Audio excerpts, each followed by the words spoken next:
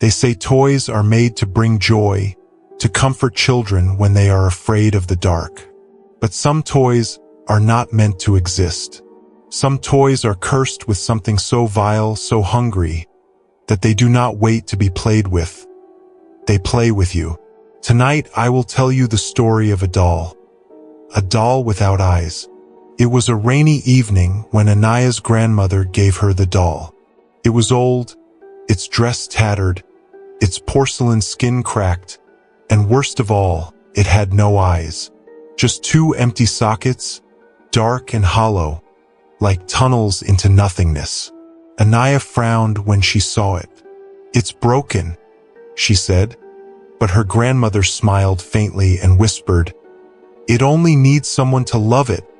Anaya felt uneasy, but she didn't want to upset her grandmother, so she kept it. That night, she placed the doll on her shelf before going to bed. At midnight, she woke up to a soft sound. Tap, tap, tap. Her eyes darted toward the shelf. The doll was no longer sitting there. It was standing on the floor, facing her bed. Its eyeless face seemed to stare, though there was nothing to stare with. Anaya's breath caught in her throat. She pulled the blanket over her head, telling herself it was a dream. But under the blanket, she felt the weight of something climb onto the bed, moving closer, inch by inch. Then a small, cold hand touched her face. When she woke the next morning, the doll was back on the shelf. But something was different. The hollow sockets were darker, and faint red smears trailed down its cheeks, like tears of blood. Anaya told herself it wasn't real. Couldn't be. She pushed the doll into a drawer, locking it inside. But that night, the sounds returned. Tap, tap, tap. Louder this time against the wooden drawer. Then a voice, faint and broken, whispered from inside, "I can't see. Give me eyes." Anaya's skin crawled. She grabbed the drawer and shoved it into the closet, piling books and boxes on top. But at 3 in the morning, the whisper returned, clearer this time, right by her ear. "I can't see. Let me borrow yours." She screamed, turning on the lights.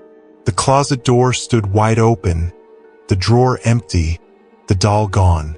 The next day, she begged her grandmother to take the doll back. But the old woman only shook her head. "It chose you," she said coldly.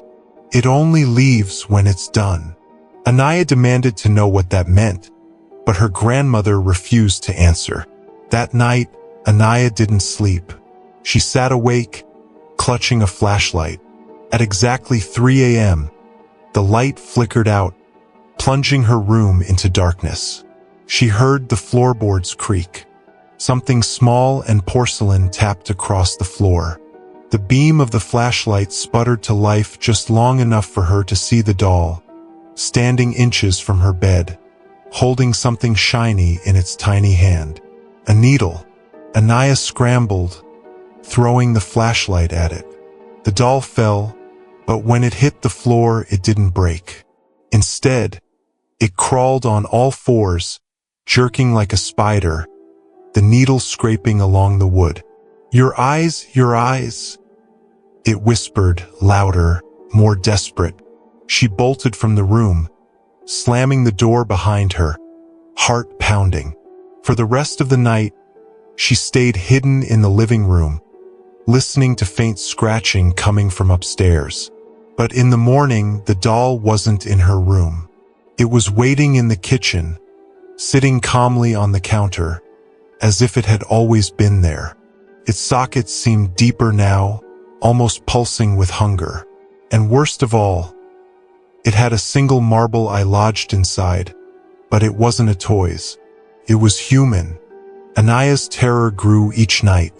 The doll followed her everywhere. If she locked it away, it returned within hours, always closer, always watching without eyes. Once, she woke in the middle of the night and found it lying on her chest, its tiny hand gripping her eyelid, pulling gently as if testing how easily it could be removed. She screamed and threw it across the room, but when she looked again, it wasn't there. Instead, the closet door creaked open, and inside, 2 faint pinpricks of light glowed in the darkness. Days blurred into nights. Anaya stopped sleeping, stopped eating. She tried burning the doll, but the flames would not catch. She tried burying it, but by the next morning, it was back on her shelf, its dress dirt-stained, its sockets staring. The whispers grew constant.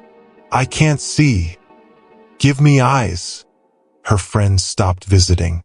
Her grandmother fell silent, her face pale, as though she knew this was something that could not be undone.